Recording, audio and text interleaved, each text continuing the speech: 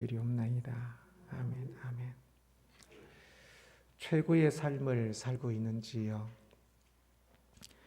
나의 삶이 지금 최고의 삶이 아니라면 무엇 때문에 최고의 삶이 아니라 생각하시는지요? 세상의 등수가 최고가 아니라서 학생들은 수능 성적이 전국 1등이 아니라서 회사에서 받는 연봉이 전국 상위 1%가 아니라서 또는 내가 원하는 것이 이루어지지 않고 있어서 내가 살고 있는 집이 타고 있는 차가 사람들이 부러워하는 화려한 것들이 아니라서 그래서 최고의 삶이 아니라 생각되는지요. 최고는커녕 완전 구석에 찌그러져 살고 있는 그 모습이라고 생각이 되는지요. 누군가 저에게 묻는다면 저는 최고의 삶을 살고 있습니다 라고 자신 있게 말할 수 있습니다.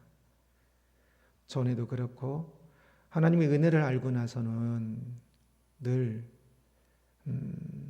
좀 뒤돌아보면 여전히 부족한 것이 있지만 그러나 그 수준에서 저희의 그 수준에서 진짜 순간순간이 최고의 삶을 살았고 또한 죽을 때까지 그렇게 살기를 소원하는 것이 유일한 희망입니다. 우리들에게 진짜 최고의 삶이 되기 위해서 필요한 것들이 무엇이 있을까요? 오늘 예배당을 나가면서 아니 지금 이 순간부터는 나의 진짜 죽을 때까지 삶이 하루하루가 최고의 삶입니다 라고 말할 수 있었으면 진짜 좋겠는데요. 이곳에는 우리 모두가 오늘 당장부터 충분히 그럴 수 있다. 아니 그렇게 돼야 한다 라고 저는 판단을 하는데요. 그렇게 되기를 소원하면서 오늘 말씀을 함께 살펴보고자 합니다. 오늘 본문은 이스라엘 백성들이 하나님을 합당하게 공경하며 사랑하고 있는지 이스라엘 백성들에게 하나님께서 묻기를 너희가 나를 사랑하느냐라고 묻는 것과 같습니다. 그 하나님께 합당하게 그 하나님을 사랑하고 있는지 묻는 이야기입니다. 그래서 예수님께서 베드로에게 내가 나를 사랑하느냐라고 물으신 것과 거의 같습니다. 언어는 다르고 배경도 다르지만 거의 하나님께서 이스라엘 백성들에게 내가 나를 사랑하느냐라고 물으시는 겁니다. 지금 이곳에는 우리들에게 너희가 나를 사랑하느냐라고 물으시는 것입니다. 오늘 본문이 말라기 1장 6절부터 14절이지요. 바로 이 앞의 구절을 좀 같이 알아야 이해가 되는데 앞부분을 큐티를 안 보신 분들은 이해를 위해서 조금 이야기를 하려고 그럽니다. 우리가 일단은 이 말라기 성경의 시대적 배경이 언제냐면 우리가 지금 말라기 전에 읽은 성경이 에스라 성경이지요. 에스라 성경과 시대적 배경이 거의 똑같다 생각하시면 됩니다. 그래서 에스라 성경은 앞부분이 그 1차 출바벨론한 것이고 뒷부분이 이제 에스라가 이끌어서 2차 출바벨론하는 사건이지요. 1차 출바벨론 하고 나서 한 25년 만에 성전을 건축을 완성합니다. 이 말라기는 성전 건축을 완성하고 나서부터 에스라가 2차 출바벨론을 한 그때까지일 수도 있고 그때까지 또는 제가 보기에는 2차 출바벨론 하기 바로 직전 그 사이라고 볼 수가 있습니다. 그래서 에스라 중간에 들어가는 거죠. 시대적 배경으로 하면 에스라가 2차 출바벨론을 하기 바로 1, 2년 전쯤에 말라기 선지자가 이 말씀을 전하고 있는 것입니다. 이때의 사람들은 어떠했냐면 이때의 상황은 사람들의 상황은 이스라엘의 상황은 낙심과 포기 등으로 설명할 수 있었습니다. 성전 건축을 한 지 55년이나 되었는데요. 그런데 그들이 생각하기에 변한 것이 너무나 없었습니다. 성전 건축을 위해서 바벨론의 화려한 그 좋은 것들을 다 뒤로 하고 이 예루살렘에 왔습니다.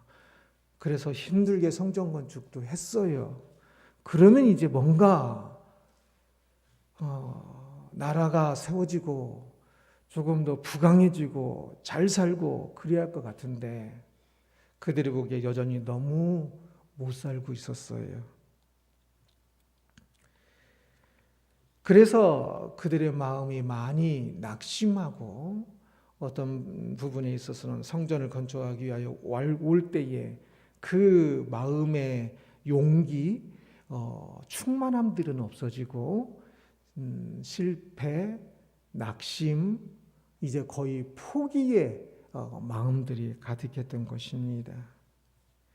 마음이 그렇게 낙심하여 있으니까 그들의 인생은 어떻겠습니까? 그들의 삶도 당연히 무너져 있었습니다. 공부할 마음이 없으면 공부 못합니다. 이스라엘 백성들이 낙심하여 있기 때문에 하나님을 향해서도 낙심하여 있었기 때문에 그들의 믿음의 삶도 못하고 있는 거지요. 무너져 있는 것입니다. 6절을 같이 읽겠습니다. 내 이름을 멸시하는 제사장들아, 나 만군의 여호와가 너희에게 이르기를 아들은 그 아버지를 종은 그 주인을 공경하나니 내가 아버지일진데 나를 공경함이 어디 있느냐? 내가 주인일진데 나를 두려워함이 어디 있느냐 하나 너희는 이르기를 우리가 어떻게 주의 이름을 멸시하나이까 하는도다. 말라기 예언의 시작인 이제 1절은 서론이고 말라기가 전한 하나님 말씀이다 이야기하고 있고 2절부터 시작이죠. 2절부터 5절까지는 이 말라기를 시작하는 첫 단어가 내가 사랑한다 라고 그랬지요. 하나님께서 이스라엘 백성을 향하여 내가 사랑한다 라고 말씀하십니다. 사랑하였다 라고 말씀하십니다. 그리고 이제 이 내가 너희들 사랑하였다라는 것은 이스라엘 백성들이 하나님께서 우리를 안 사랑하시나 봐라고 생각이 많이 있었어요. 그러니까 하나님께서 첫 단어로 내가 너희를 사랑했다라고 하면서 사랑한 그 내용을 설명하신 것이 2절부터 5절까지예요. 6절에서는 이제 조금 반대로 역으로 이제 너희들이 나를 사랑하느냐라고 물으시는 겁니다. 그래서 6절의 첫 단어는 첫 두 단어가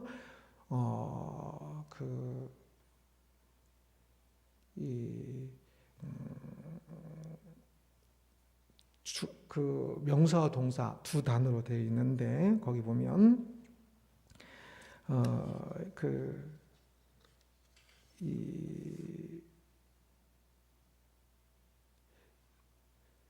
이제 이스라엘이 하나님을 사랑하고 있는지를 묻는 두 단어입니다. 그래서 아들이 공경하느냐라고 공경한다라는 두 단어가 들어갑니다. 그래서 아들이 공경하는데 아들이 당연히 부모를 공경하는데 그것처럼 너희들이 나를 공경하느냐라고 물으시는 것이 이 6절입니다. 여기서 공경하다라는 이 단어로 공경하다로 번역한 이 단어를 잘 아는 것이 오늘 본문 전체에 가장 중요한 건데요. 이 공경하다로 번역한 단어는 우리들이 많이 사용하는 이 영광하다라는 기본 의미의 단어입니다. 하나님께 영광을 돌리다 할 때 이 단어를 번역한 겁니다. 그래서 헬라어에서는 조금 반사의 의미가 있다면 구약에서 이 영광하다는 단어는 어떤 의미가 있는지를 알아야 지금 6절의 첫 단어인 두 개의 첫 앞에 있는 이 두 개의 단어인 공경하다를 알고 오늘 본문 전체를 이해할 수가 있습니다. 이 공경하다로 번역한 이 영광하다라는 이 단어는 제가 번역하면 영광하다로 그냥 직역으로 번역을 했을 겁니다. 이 단어의 의미는 기본적인 의미가 꽉 찬의 의미입니다. 머리숱이 많은 것을 말할 때도 이 단어를 사용하고, 구름이 빽빽한 것도 이 단어를 사용하고, 자식이 부모를 공경하는 것에도 이 단어를 사용합니다. 내 부모를 공경하라 할 때도 이 단어를 사용합니다. 그래서 부모를 향하여서 부모 자식 간에 마땅한 그 마음으로, 그 섬김으로, 그 사랑으로 대하는 겁니다. 부모에게 합당하게, 자식이 부모를 향한 그 합당함으로 대하는 것을 공경이라고 표현하는 거지요. 하나님을 향하여서는 또는 어떨까요? 자식이 부모를 향하여 합당한 것이 있고, 백성이 하나님을 향하여 합당한 것이 있겠지요. 그래서 공경이란 단어가 좀 마음에는 안 들어요. 하여튼 영어에서는 보통 명예롭게 하다 뭐 이렇게도 번역을 하기도 하고, 영광이 제일 좋은 것 같아요. 하나님을 향하여, 하나님은 어떤 분이십니까? 하나님은 창조주시니까 창조주께 합당하게, 하나님은 심판주이시니까 심판주이신 그 하나님께 합당하게 말을 하든지 행동을 하든지 무엇을 하든지 그분께 합당하게 행동하라 라고 말씀하는 거지, 그것이 하나님을 사랑하는 것의 다른 모양입니다. 앞에서는 하나님 이스라엘 백성을 사랑했다라고 이야기했지요. 그리고 이제 5절부터 6절부터는 너희가 그럼 이제 나를 사랑하느냐 물으시는 겁니다. 너희가 나를 사랑하지 않고 있다. 너희가 나를 영광하고 있지 않다. 너희가 나를 하나님이라고 부르면서 내 이름에 합당하게 나를 대하고 있지 않다.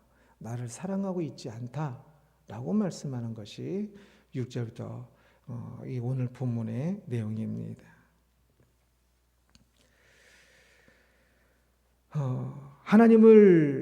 하나님께 합당하게 영광하는 것이 아니라 너희들이 나를 멸시하고 있다라고 이야기합니다. 종이 주인에게 합당하게 행동하지 아니하고 종은 주인을 좀 더 두려워하는 마음을 가진 것이 합당할 겁니다. 그런데 너희는 종이 주인을 두려워하는 그 마음보다 피조물이고 창조주시니까 피조물이 창조주를 향해서는 훨씬 더 두려워하는 경외의 마음을 가져야 하는데, 종이 주인을 두려워하는 것보다도 나를 더 두려워하지 않고 있으니 이게 합당하게 나를 영광하고 있는 거냐? 이것은 합당하지 않은 것이고, 이것은 쉽게 다른 말로 하면 멸시다. 주인이 종에게 물을 가져오라고 했는데 물을 안 가주면 이 종이 주인을 멸시한 거잖아요. 그것처럼 하나님께서 이 백성들에게 무엇을 하라고 하는 것들이 있는데 그런 것들은 하나도 하지 않고 그냥 낙심해가지고 낭망해가지고 내가 그냥 조금 못 살고 있다고 생각해서 하나님께서 나에게 뭐 준 것도 없다고 생각하면서 그냥 무시하고 있는 겁니다. 그래서 하나님께서는 그것을 멸시하고 있다라고 말씀하십니다. 그런데 정작 이스라엘 백성들은 아니 우리가 무엇으로 하나님을 멸시했습니까? 라고 생각하고 있었습니다. 우리가 어떻게 주 이름을 멸시하였나이까? 무엇으로 어떻게 우리가 뭘 했다고 하나님을 멸시했다고 그럽니까? 라고 생각하고 있었습니다. 그들은 자신들이 행하고 있는 것들이 하나님을 멸시하는 것이란 사실을 많이 놓치고 있는 거지요. 굉장히 많이. 하나님께 영광을 돌리고 있습니까? 하나님의 이름을 부를 때에 우리는 하나님께 합당하게 이름을 부르며 하나님 앞에 서야 합니다. 창조주 하나님께 걸맞게 행동해야 하는 것이지요. 우리가 밖에 나가서 만약에 나이가 조금 더 어린 젊은 사람이 나에게 막 반말하고 그러면 어른을 멸시하는 거지요. 하나님의 이름에 맞게 우리의 입술과 우리의 마음이 그 하나님의 창조와 통치와 심판을 인정하며 그 하나님께 맞게 이 말을 하고 마음을 갖고 행동을 해야 하는 것입니다.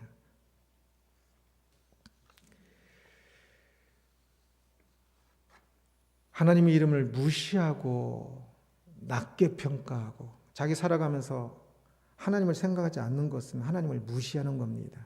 하나님께서 지금 다 통치하고 계시고 하나님께서 다 주시고 계신데도 불구하고 감사하지도 않고 기도하지도 않고 구하지도 않고 살아가는 것은 하나님을 멸시하는 것입니다.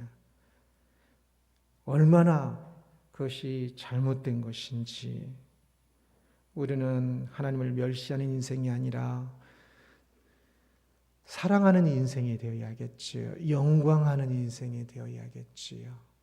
하나님께서 우리를 얼마나 사랑하시는데 그것이 얼마나 존귀한 것인데 얼마나 영광스러운 것인데 우리가 그것을 놓치고 이스라엘 백성들처럼 이 당시 이스라엘 백성들처럼 낙심하고 포기하고 있어서야 되겠습니까? 이스라엘은 자신들이 하나님을 멸시하였다는 사실을 잘 모르고 있었습니다. 아니 많이 모르고 있었습니다. 그래서 언제 멸시하였느냐라고 반문했지요. 그러자 앞에서 하나님께서 우리를 언제 사랑하셨습니까? 라는 질문에 하나님께서 설명을 막 해주신 것처럼 이 6절에서도 우리가 언제 하나님을 멸시했습니까? 라고 반문을 하자 하나님께서도 설명해 주십니다. 7절을 함께 봅니다. 너희가 더러운 떡을 나의 제단에 드리고도 말하기를 우리가 어떻게 주를 더럽게 하였나이까 하는도다. 이는 너희가 여호와의 식탁은 경멸히 여길 것이라 말하기 때문이라. 이 구절의 이해를 돕기 위해서 세번역도 한 번 더 보겠습니다. 한 칸 더 내리면 됩니다. 읽습니다. 너희는 내 제단에 더러운 빵을 바치고 있다. 그러면서도 너희는 우리가 언제 제단을 더럽혔습니까? 하고 되묻는다. 너희는 나 주에게 아무렇게나 상을 차려 주어도 된다고 생각한다. 여호와의 식탁에 대해서 말을 하고 있지요. 상징적으로 표현을 합니다. 이 식탁은 제사 드리는 제단과 같은 것을 의미합니다. 쉽게 말하면 자식이 부모에게 상한 음식으로 반찬을 만들어 주고도 내가 참 이거 만들어 주는데도 얼마나 힘들은 줄 아세요? 그냥 주는 대로 드세요 라고 말하는 것과 똑같다라고 말씀하는 겁니다. 아무렇게나 상을 차려주어도 된다라고 생각하면서 내 식탁을 채우고 있구나라고 말씀하십니다.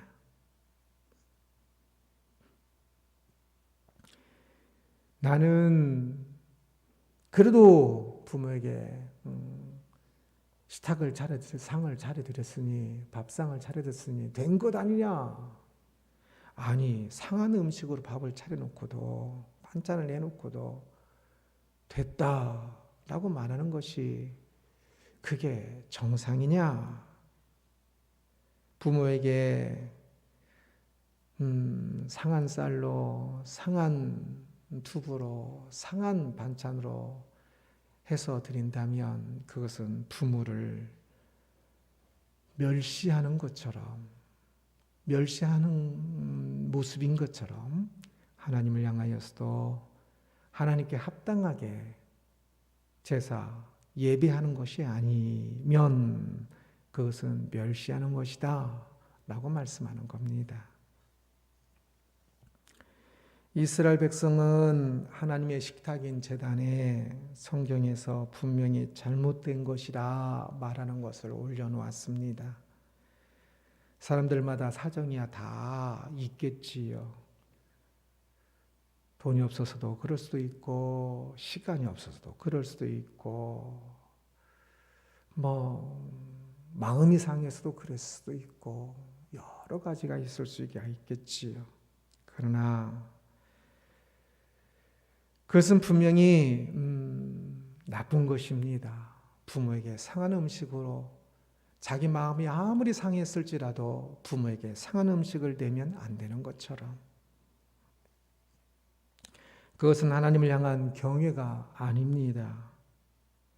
상한 음식을 올려놓고 먹지 않는다고 불평하는 것과도 같은 것이지요. 진짜 어리석고 악한 것입니다. 악하면서도 어리석은 것을 모르는 거지요. 이스라엘 백성이 드려야 하는 제사는 그들이 하나님을 만나는 가장 핵심입니다. 그들이 이스라엘 백성들이 만약에 성전에 와서 제사를 드린다면 많은 사람들은 거리상 때문에 1년에 2번밖에 못 오는 것이기도 할 것입니다. 성전에 와서 하나님께 제사 드리는 것은 그들의 일련의 삶 속에서 가장 핵심적인 것이겠지요. 인생의 모든 순간이 하나님 앞에서의 삶이고 하나님을 만나는 것이기도 합니다. 인생은 어디든지 무수부재하신 하나님께서 우리가 어느 곳에 있든지 그곳에서 우리와 함께 하시고 우리를 만나 주십니다. 그러나 예배는 하나님을 가장 진하게 만나는 순간이겠지요. 하나님을 가장 진하게 만나는 가장 응축되고 가장 중요한 순간에 하나님께 합당한 제사를 드리지 않는다면 다른 때 언제 하나님께 합당하게 기도하고 또 드리고 헌신하며 그렇게 살겠습니까? 오늘날 우리들도 이 예배 시간에 하나님께 합당하게 찬양하고 합당하게 기도하고 합당하게 그 앞에 엎드리고 이지 않는다면 예배에 성공하지 못한다면 어찌 다른 삶의 예배, 직장 다니고 집안일하고 하는 그 삶의 예배가 하나님께 합당하게 나의 삶으로 드려지는 예배가 될 수가 있겠습니까?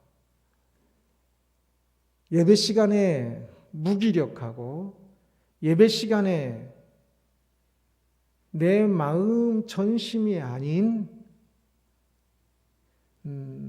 이 상한 제사를 드리는 것처럼 상한 음식을 드리는 것처럼 우리가 하나님을 향하여서 준비되지 못하고 전심이지 못하고 말을 하면서 우리의 말이 내 마음을 담아서 하는 말이 아니라면 친구들끼리 이야기할 때도 건성으로 이야기하면 그게 얼마나 친구를 멸시하는 것입니까? 예배 시간에도 기도할 때 그렇게 기도하지 않는다면 그러면 홀로 기도할 때 언제 창조주 하나님께 합당하게 전심으로 기도하겠습니까? 그래서 예배의 우리의 이 식탁, 지금 우리가 예배 순서 하나하나는 하나님 앞에 밥상을 차리고 함께 식사하는 하나하나의 순서라고 말할 수가 있습니다. 하나하나의 반찬이라고 말할 수가 있습니다. 이 반찬 하나하나가 상하지 않고 진짜 맛있게 준비한 하나님께. 내가 그렇게 고백할 때 그 순간순간들이 준비된 반찬들이 되는 겁니다. 상하지 않은. 그러나 성시기도 가든지 대표기도 하든지 무엇을 하든지 내 마음이 하나님께 하는 것이 합당, 그 창조주 하나님 앞에 두렵고 떨림이라는 그 합당함이 아닌 건성으로 내가 말하면서도 무슨 말하고 있는지도 모르고 딴 생각하고 있다면 그것은 분명히 상한 음식일 것입니다. 그리고 이 예배에 그렇다면 우리의 삶은 또한 보지 않아도 뻔합니다. 8절 함께 읽겠습니다. 만군의 여호와가 이르노라 너희가 눈먼 희생제물을 바치는 것이 어찌악하지 아니하며 저는 것 병든 것을 드리는 것이 어찌악하지 아니하냐. 이제 그것을 너희 총독에게 드려보라. 그가 너를 기뻐하겠으며 너를 받아주겠느냐. 너희 총독에게 한번 줘봐라. 지금 너희가 제사 드리고 있는 그 상한, 그 잘못된 온전한 것을 드리는데 그 상한 것들을 드리고 있는데 그거 한번 너희 총독에게 줘봐라. 총독이 좋아하겠지. 진짜 그 밑에의 별것도 아닌 조금 그 계급 있는 사람도 그것을 전혀 기뻐하지 않을 텐데 만군의 여호와, 말라기는 만군의 여호와가 24번이나 말하면서 강조하고 있다고 그랬죠. 만군의 여호와께 드린다고 하면서 그 상한 그 제사, 오늘 표현을 한다면 상한 음식을 드리고 있으니 이게 말이나 되냐? 진짜 하나님께 하는 거 맞냐? 라고 물으시는 겁니다. 10절을 같이 읽습니다. 10절입니다. 만군의 여호와가 이르노니라 너희가 내 제단 위에 헛되이 불사르지 못하게 하기 위하여 너희 중에 성전문을 닫을 자가 있었으면 좋겠도다. 내가 너희를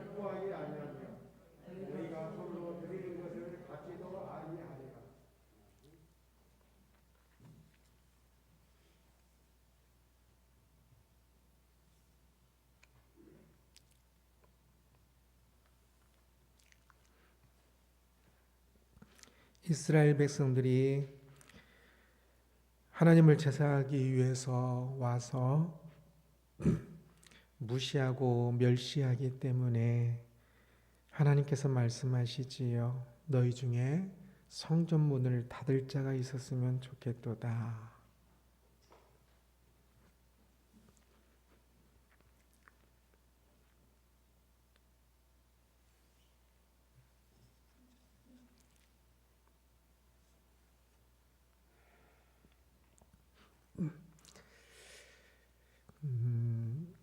참 슬픈 말씀입니다. 하나님 마음이 많이 상한 마음이기도 하고요.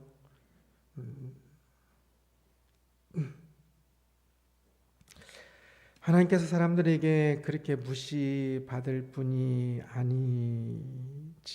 11절입니다.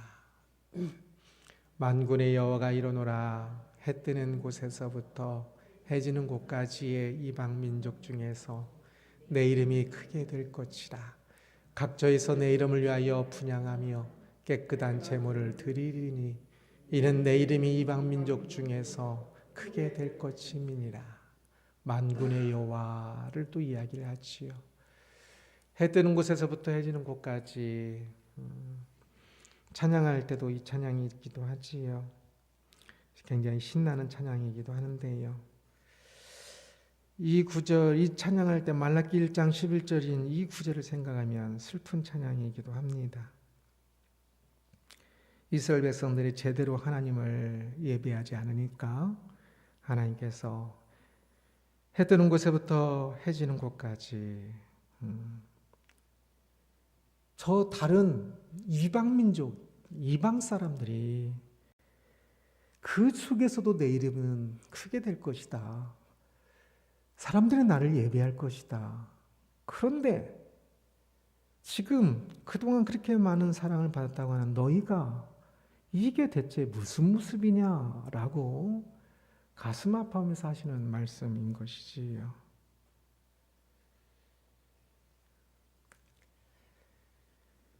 이스라엘 백성이 하나님을 멸시하고 있는 단어가 나옴을 볼 수가 있습니다. 13절입니다.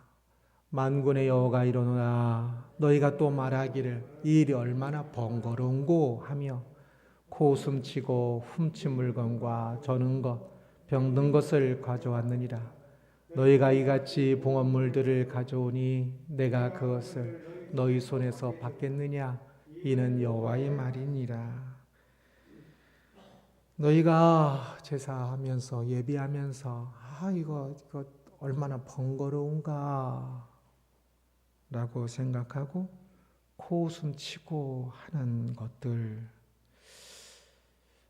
그렇게 말하는 사람도 있겠지만 많은 사람들이 그렇게 말은 하지 않고 생각을 했을 겁니다. 이렇게 또 뭐 절기 때마다 이렇게 제사 드리러 와야 하고 또 집에 양도 별로 없는데 이것도 이렇게 해야 하나 드려야 하나, 나는 이 예배가 제사가 번거롭게 생각된 사람들이 많이 있었던 것 같아요. 이거 해도 저 바사제국 사람들은 잘 사는데 우리는 잘 사는 것도 아닌데, 저 바사제국 저 사람들처럼 부자로 살면 우리가 더 좋은 걸로 더 많이 드리지. 그런데 잘 살고 있지도 않은데 우리가 이것을 해야 하나? 이것을 해서 더 잘 살게 되면 뇌물이라도 사람들에게 바치는 것처럼 하나님께도 그렇게 할 텐데, 내가 이렇게 했는데도 얻어지는 것도 없는데 이렇게 계속 해야 하나? 이제는 귀찮네. 이제는 번거롭네. 다른 사람이 하고 있는 것을 보면 또 코웃음 치면서 에이 잘하네. 그런다고 좋은 거 같냐? 코웃음 치고 조롱하고, 오히려 믿음의 길을 가는 사람들을 조롱하는 그 사람들의 모습을 하나님께서 하나하나 기억하고 계셨던 것입니다. 마음에 담고 계신 것이지요. 하나님을 예배하는 일은 인생에서 가장 중요한 순간입니다. 만군의 하나님을 만나 말하고 듣는 순간이지요. 믿음이 작아서 그 마음이 조금 들다 할지라도 그래도 여전히 예배는 하나님을 만나는 영광의 순간인 것만은 다 알고 있습니다. 그리고 조금이라도 믿고 있고요. 그런데 그 순간들이 얼마나 번거로운가라는 마음으로 그냥 묻어버린다면, 귀찮게 생각한다면 어찌 그 마음들이 하나님을 향한 합당한 마음이겠습니까? 어찌 하나님을 향한 영광이겠습니까? 공경이겠습니까? 이 시간이 귀찮아하는 시간이 아니라 사랑하는 사람을 만나기 전 가슴이 쿵쾅거리듯이 만났을 때에 그냥 바라만 보아도 좋듯이 하나님을 향하여 그런 마음이어야 하나님께 합당한 예배가 되지 않을까요? 남는 시간, 편한 시간이 되어야 예배하고 하나님 앞에 서는 것이 아니라 내 마음이 편해야 예배 시간에도 하나님께 진심인 것이 아니라 어려워도 귀중한 줄 알고 내가 환난 가운데 있어도 하나님을 만나는 것이 훨씬 더 귀하고 좋은 일인 줄 알아. 내 어려운 일을 막 묵상하며 예배하고 있는 그 예배 시간 채우는 것이 아니라 하나님을 더욱 찬양하고 싶은 마음으로 예배 시간에 찬양하는 시간이 되어야 하지 않겠습니까? 우리가 무엇을 할 때 위대해집니까? 최고가 됩니까? 늘 이야기하는 것처럼 하나님만이 위대합니다. 하나님만이 최고십니다. 그래서 우리가 위대해지기 위해서는, 최고가 되기 위해서는 하나님의 손을 잡고 살아가는 삶입니다. 하나님의 손을 잡고 살아갈 때에 최고가 됩니다. 내가 작고 뭐 아무것도 중요하지 않습니다. 지금 이스라엘 백성들이 작은 좀 못 살고 있는 이 모습 아무것도 아닙니다. 오히려 이들이 이제 이 말라기 말씀과 에스라의 개혁 등을 통하여서 여전히 작은 자이지만, 그러나 그들이 예수님 오심을 때까지 믿음을 오히려 더 잘 준비하는, 이때는 완전히 무시했지만 그래도 바리새인들처럼 외식으로라도 지키려고 하는 것이 있었던 것은 이때의 개혁이 있었기 때문에 그런 겁니다. 그때까지 작은 자였지만 페르시아 제국이나 그리스 제국이나 어떤 나라들보다도 더 훌륭하게 그들은 믿음의 전수자가 됩니다.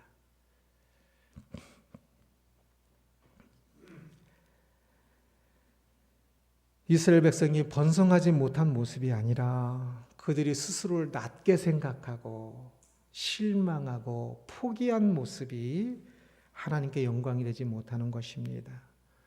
그들이 다시금 힘을 내어서 하나님의 백성으로, 특히 예배가 먼저 회복되어지고, 지금 하나님의 손을 잡고 하나님을 만나는 가장 중요한 것이, 핵심이 예배였지요.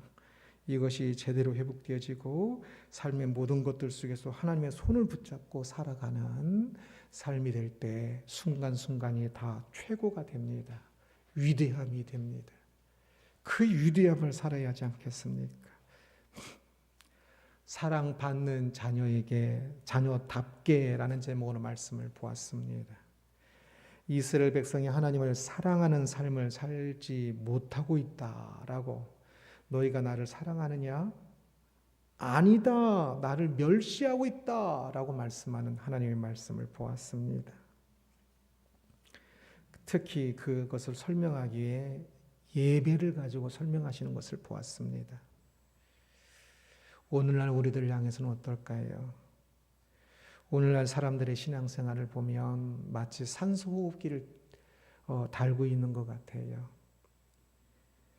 하나님과 함께하는 가슴 벅찬 꿈에 그리는 그 이 땅의 신앙의 삶, 그래서 주님 다시 오시면 더더욱더 꿈에 그리는 놀라운 영광의 삶이 될 것을 소망하면서 이 땅을 믿음으로 살아가는, 힘있게 살아가는 것이 아니라 종교 산소 호흡기를 끼고 그냥 종교적 생명만 근근히 연장하고 있는, 그래서 사람들은 줄어가고 교회는 나이가 많아져 가고 젊은 사람은 계속적으로 줄어들고, 모인 사람들의 마음도 어떻게 하면 봉사를 더 조금 할까, 어떻게 하면 더 편하게 할까 생각하게 되고, 점점 죽어가면서 오직 그냥 그래도 옛날에 예배하던 습관은 있으니까 주일에만 예배하면서 종교적 생명만 근근히 연장하고 있는 산소 호흡기를 끼고 있는 모습입니다. 조금 더 능동적으로 믿음 생활을 해야 할 것입니다. 이번에 누가복음 주석을 드렸었는데, 그렇게 드린 것은 설교보다 그런 형식으로 새로 만들어서 드린 것은, 그게 다 큐티했던 내용들입니다. 그런데 그것을 형식을 좀 다르게 해서 만들어 드린 것은, 성경을 읽고 그것을 읽으면서 성경을 좀 더 능동적으로 읽으시라는 마음으로 그렇게 한 겁니다. 제가 그런 마음을 말하지 않았는데 저희 교인이 아닌 다른 어떤 분이 다 읽고 나서 그러더라고요. 성경을 처음으로 읽은 것 같다고, 처음으로 이렇게 찾아보면서 읽었다고, 성경도 능동적으로 읽어야 하고, 이게 무슨 말인가?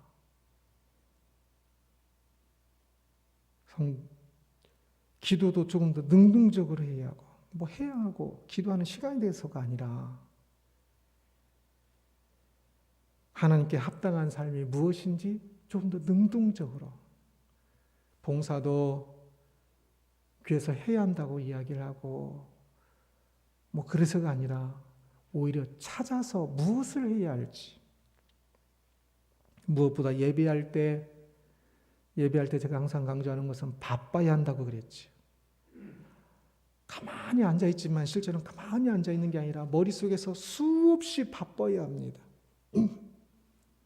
찬양할 때도 찬양에 맞는 그림을 머릿속에서 그리고 그 하나님께 그 가사에 맞게 기도하고 하나님께서 나에게 말씀하신 것을 듣고 설교를 들으면서도 계속 머리를 그림을 그리고 무슨 뜻인가? 성경에서 말하는 것은 맞나? 생각하면서 계속 바빠야 돼요. 엄청 바빠야 돼요. 수동적으로 그냥 앉아서 뭐 하고 있으면 아무것도 안 됩니다. 저는 대학 다닐 때 채플 시간이 가장 좋았습니다. 저희 대학 때 채플은 그냥 패스하는 겁니다. 횟수만 참석을 해야 돼요. 횟수가 중요해요. 그러나 저는 항상 모든 채플은 항상 30분 전에 갔습니다. 그래서 먼저 성경 말씀 찾아보고 찬송가도 찾아보고 찬송가도 어떤 배경으로 이렇게 찬송가를 만들게 되는가도 배경도 찾아보고 그러면서 저는 그때의 순간들이 최고의 순간들이 됐습니다. 신앙인은 하나님의 사랑받은 자녀입니다. 엄청난 사랑을 받은 자녀입니다. 그런 영광스러운 분의 영광스러운 사랑을 받고 있음에도 불구하고 여전히 아무것도 없는 것처럼 산소호흡기를 끼고 그냥 연명하고 있는 그런 모습이어서야 되겠습니까? 말라기 시대 이 시대 사람들은 실망과 포기의 모습이었다면 오늘날은 조금 더 심한 것 같아요.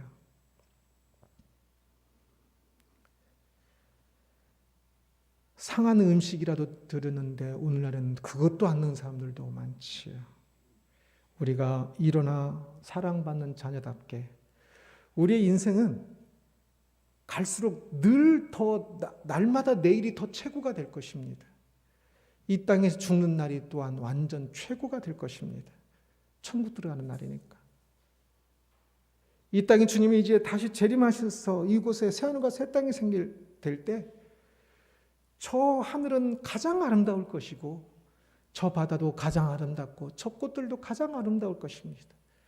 그때의 최고의 삶을 최고의 순간들을 꿈꾸면서 오늘 최고이신 예수님의 손을 붙잡고 오늘 하루하루도 최고의 삶을 사는 것이 신앙인입니다. 산소호흡기를 끼고 연명하는 신앙생활이 아니라 예배부터 나의 최고의 순간들이 될 수 있도록 우리의 인생이 최고의 시간들이 되기를 주님의 이름으로 축원합니다.